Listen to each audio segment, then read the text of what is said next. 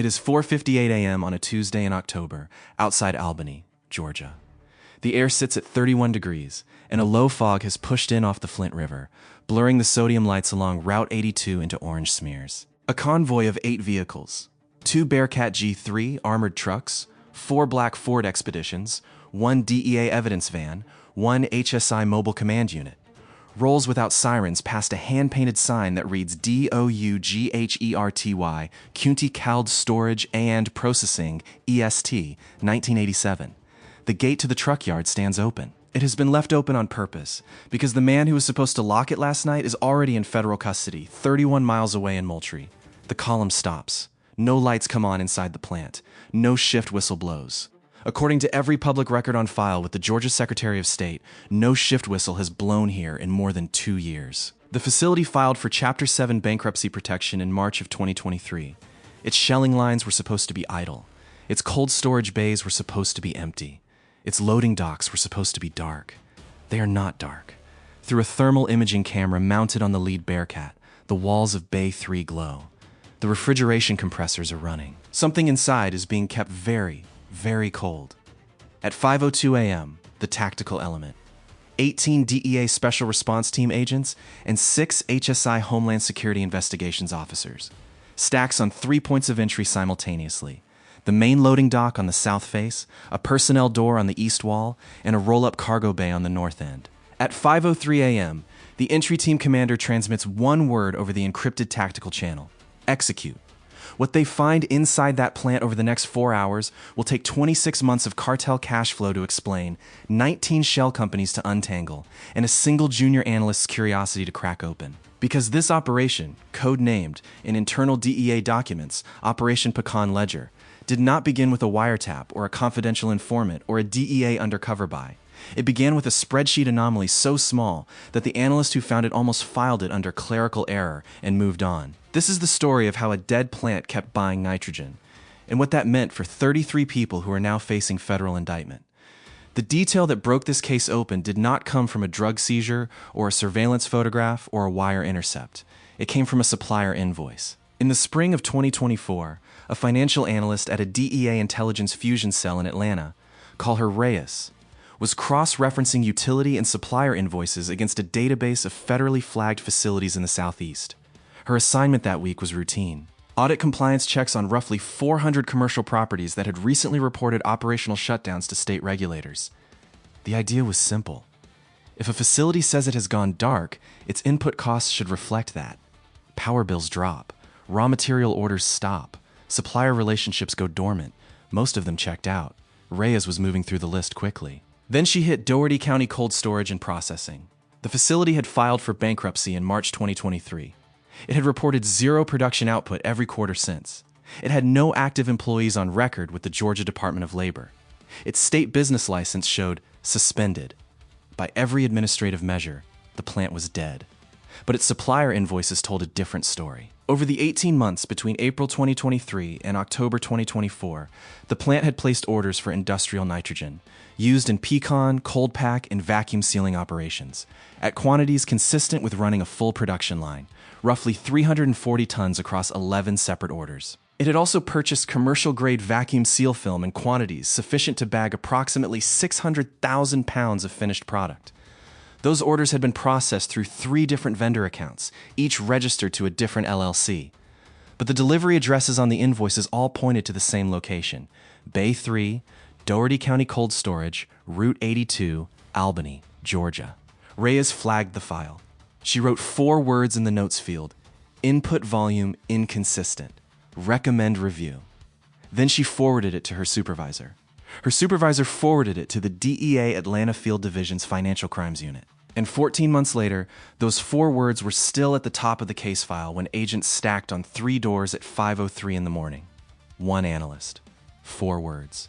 That is where this ends and where it begins. The DEA Financial Crimes Unit that received Reyes's flag in October 2024 was not new to agricultural sector laundering. Investigators in the Southeast had tracked cartel money through timber operations, poultry processing facilities, and catfish farms going back more than a decade.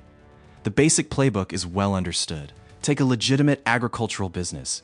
Use it to invoice cash in as product sales. Move the cleaned money out as vendor payments or export revenue, and keep the paper trail inside the agricultural supply chain, where federal auditors are historically thin on the ground. What made Doherty County cold storage unusual was the brazenness of it. Most operations of this type keep up some level of actual production. Real pecans, real shipping, real customers, for cover. Doherty County had stopped pretending. The bankruptcy filing was not a disguise. It was, investigators would later conclude, a deliberate strategy. A dead plant draws no routine inspections. A dead plant has no employees to talk. A dead plant's loading dock at 3 a.m. is just a loading dock. The DEA assigned the file a case number in November 2024 and tasked a 2-agent team to begin preliminary investigation. The lead agent, call him Torres, had spent 11 years working Southwest Border Cartel financial networks before transferring to Atlanta. He looked at the supplier invoice pattern for approximately 20 minutes before picking up the phone to HSI. "This isn't pecan money," he told his counterpart at HSI Atlanta. "This is commodity cover for a cash laundry. We need to find the trucks." The trucks were not difficult to find. They were hiding in plain sight, which, it turned out, was the entire point. Between January 2023 and the date of the raid in October 2025, 41 commercial semi-trucks had been logged crossing the state way station on Route 82, approximately 3 miles north of the plant. Each truck was logged as carrying Pecan product, export grade, with a destination of either Savannah Port Authority or a cold storage transfer hub in Laredo, Texas. Each truck was cleared at the way station without incident. Each truck carried a legitimate bill of lading, a legitimate shipper's manifest, and a legitimate customs pre-clearance code. 41 trucks. 41 clean crossings. Over 41 months of freight movements through a facility that had, on paper, produced nothing since the spring of 2023. I spent considerable time going through the way station logs, and one pattern kept standing out. The trucks were not running on a normal commercial schedule. They clustered. 3 or 4 crossings in a tight window, then silence for 6 or 8 weeks, then another cluster. That is not how a produce shipper operates. That is how an organization moves product around law enforcement's inspection cycles. Torres and his team recognized the same pattern within weeks. But recognizing a pattern and proving what is inside 41 trucks are two very different things. The investigation needed eyes inside the operation. That meant finding a way in. The first break came not from surveillance, but from a supplier who got nervous. In December 2024, a regional sales representative for an industrial packaging supply company, call him Webb, received a visit at his office in Macon from 2 DEA agents who asked him some polite but specific questions about his company's account with Doherty County Cold Storage. Webb knew immediately that something was wrong. He had known for some time that something was wrong. The nitrogen and vacuum film orders he had been processing for this account were far outside what a bankrupt pecan facility should need. He had raised the question internally twice. Both times, his account manager told him the orders were fine and the client relationship was important. When the DEA agents asked Webb if he would cooperate in a federal investigation, he did not hesitate. He signed a cooperation agreement the same afternoon. Over the next 6 weeks, under controlled conditions and with DEA handlers monitoring every communication, Webb made 3 additional deliveries to the plant. Each delivery was preceded by a recorded phone call to the plant's logistics coordinator, a man agents were already calling Subject 1 in their reports. Those phone calls, combined with PIN register data on 4 burner phones linked to the plant's operations, gave investigators the first direct window into how the network communicated. The burner phones were rotated every 2 to 3 weeks. But the patterns of contact, who called whom, in what sequence, at what intervals, were consistent enough to allow analysts to begin mapping a communication tree. By February 2025, that tree had 17 nodes. By April, it had 31.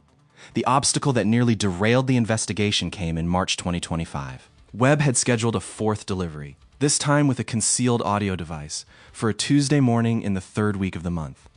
At 11:40 p.m. the night before, Webb received a text from an unregistered number he had never seen before. It said only, "Delivery canceled. Do not come."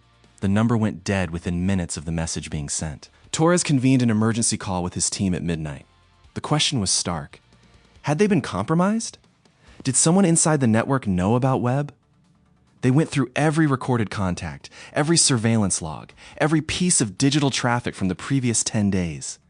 14 hours later, they had an answer. Partial, but enough. The cancellation appeared to be precautionary, not targeted. The network had gone quiet on 3 previous occasions at irregular intervals, apparently as a standard counter-surveillance rotation. Webb had not been identified. The investigation was intact. But the near miss clarified something for Torres. The network was disciplined. Whoever was running the operational security had counter-surveillance tradecraft. This was not improvised. This had been built. In April 2025, DEA and HSI received authorization for a pole camera installation at the plant's truck yard. A static covert camera mounted on a utility pole on the public right-of-way, approximately 340 feet from the main gate. The camera ran continuously for 112 days, logging every vehicle movement at the facility. What it captured reframed the entire investigation. The plant was not just a cash laundry, it was also a transit point for narcotics moving north. On 11 separate nights captured by the pole camera, trucks arrived at the facility between midnight and 4 a.m. outside any normal commercial delivery window. The trucks entered the North Cargo Bay, spent between 40 minutes and 2 hours inside, and departed. On 7 of those 11 nights, a second vehicle, typically a panel van or a pickup with a covered bed, also entered the yard and left within 30 minutes of the first truck's departure, heading north on Route 82 toward the I-75 interchange. The pattern was unmistakable. Trucks were arriving with something. Something was being divided. Part of it was going north in the panel vans. Part of it was staying in Bay 3. What was going north was not Pecans. By June 2025, the investigation had developed enough to support a Title III wiretap application on 2 of the burner phones still active in the communication tree. Federal Judge Margaret Hollis of the Middle District of Georgia signed the order on June 14th. Over the next 61 days, agents captured 847 intercepted calls and text exchanges across the authorized numbers. The intercepts produced names, quantities, and dollar figures. They also produced something unexpected, a reference to a specific cold storage void space in Bay 3 that was described in one call as the library. The speaker told his counterpart that the library is full and that they needed to move some books before the end of the month. When agents later accessed Bay 3, they found what the library referred to. Behind a false wall of standard cold storage shelving, mounted on steel tracks to allow it to slide, was a void space approximately 14 feet deep, 18 feet wide, and 8 feet tall. Inside it, vacuum-sealed packages stacked floor to ceiling. Some contained methamphetamine. Some contained United States currency. All of them were cold. All of them had been there long enough that the shelving tracks had developed a rust line exactly where the false wall rested when closed. Somebody had been running this for a very long time. Here's what strikes me about this case. The auditing systems that were supposed to flag this facility, state regulatory filings, bankruptcy court oversight, commercial supplier compliance programs, ran clean for over 2 years while 41 trucks moved through that way station and the library filled up behind a false wall. The DEA did not find this because a system caught it. The DEA found this because one analyst, doing a routine cross-reference on a Tuesday afternoon, noticed that a bankrupt pecan plant was still buying nitrogen at production volume and decided the anomaly was worth 4 words in a notes field. 2 years of exposure, and that is what closed the gap. By August 2025, the case file for Operation Pecan Ledger ran to more than 4,000 pages. The financial forensics team had traced $109 million in laundered funds across 26 months, moving through 19 shell companies registered in Georgia, Texas, Florida, and the Cayman Islands. The shell companies created layered invoice chains, Pecan product, cold storage services, freight brokerage, export logistics, each layer adding a degree of separation between the cartel cash and its ultimate destination. At the top of the invoice chain sat a holding company registered in the Cayman Islands that, on paper, appeared to be a legitimate agricultural commodities trader with clients across Southeast Asia. The meth was sourced in the Southwest, offloaded from trucks at the plant's North Bay during nighttime visits, divided into 2 streams. Retail weight packages heading north in panel vans, bulk quantities stored in the cold storage void, and distributed through a network spanning at least 7 Georgia counties and reaching as far north as Charlotte, North Carolina. The 780 kilos ultimately seized represented, investigators estimated, approximately 3 to 4 months of inbound inventory. The pipeline had been running for over 2 years. I'll say this directly, even if it's not a popular take.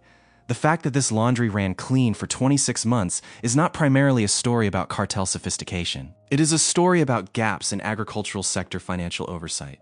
The supplier compliance programs that should have flagged those nitrogen orders are voluntary. The cross-referencing between bankruptcy court filings and commercial supplier databases is not automated. The weigh station logging system that cleared 41 trucks carrying hollow pallets does not open the pallets. These are systemic gaps, and the cartels know exactly where they are. Closing them requires policy changes that have not happened, and the next network running through the next idle facility almost certainly already knows that. The question is not whether the system can be fooled. The question is how long it takes someone to notice that a dead plant is still buying nitrogen. By September 2025, the arrest warrants were drafted, the indictments sealed, and the tactical plan for the raid was finalized. The operation would run in 2 simultaneous phases. Phase 1, the plant itself. 3 entry points, DEA Special Response Team Lead, HSI support. Phase 2, 12 residential and commercial addresses across Albany, Moultrie, Valdosta, and Atlanta, executed concurrently by DEA field agents and U.S. Marshals Task Force officers. What do you think? Should federal auditors be required to cross-reference supplier invoices against bankruptcy filings automatically, or is that a burden on legitimate businesses that would cost more than it prevents? Drop it in the comments. The answer matters more than most people realize. The timing was dictated by 2 factors. First, intercept intelligence indicated that a major inbound truck, one the network referred to as a full delivery, was expected at the plant in the first week of October. Investigators wanted to seize the vehicle and its cargo simultaneously with the plant to prevent any part of the network from dispersing. Second, the cooperation of the logistics coordinator who had been Webb's primary contact. Subject 1 had quietly, over the preceding 3 weeks, become a second cooperation agreement. Subject 1 had agreed to leave the gate to the truck yard open on the night before the raid, which is why, at 4:58 a.m. on a Tuesday in October, the gate was open, and the lights in Bay 3 were dark, and the column of 8 vehicles rolled in without sirens. The plant's floor was secured in 6 minutes and 40 seconds. 4 individuals were detained at the facility. 2 inside the main building, 1 in the truck cab of the inbound vehicle parked at the North Bay loading dock, 1 outside near the perimeter fence. None of them resisted. The driver of the inbound truck, when agents opened his cab door, was still on the phone. He set it down carefully on the seat and placed both hands on the steering wheel without being asked. Agents later noted that the phone was live when they opened the door. The call had been answered but not connected, as if the driver had been mid-dial when the Bearcat lights swept the yard. Who he was calling was never definitively established. The phone number he had dialed went to a line registered to a freight forwarding company in Laredo, Texas, which was itself one of the 19 shell entities named in the indictment. The false wall in Bay 3 was located by a DEA K9 unit, a Belgian Malinois named Corvo, within 11 minutes of entry. The handler noted later that Corvo alerted not at the wall itself, but at the floor-level track seam at the base of the shelving unit, where a faint chemical signature had seeped through a gap in the rubber gasket seal. The wall slid open on its tracks at 5:31 a.m. inside. 2,240 vacuum-sealed packages. Weight logged later that morning at the DEA Atlanta Evidence Facility. 780 kilograms of methamphetamine, confirmed by field test and subsequent laboratory analysis, and stacked separately in the northeast corner of the void, in 6 blue contractor bags, $6.4 million in United States currency. Vacuum sealed in the same commercial film that had been arriving on those supplier invoices, in the same quantities that had flagged on Reyes' spreadsheet 14 months earlier. One detail that stuck with me, going through the evidence inventory. Every bundle of cash in that void was sealed with a date stamp, not a cartel date stamp, a commercial vacuum sealer's automatic date stamp, the kind that gets printed on every bag when the machine cycles. The oldest date stamp on any bundle in Bay 3 was September 4th, 2023.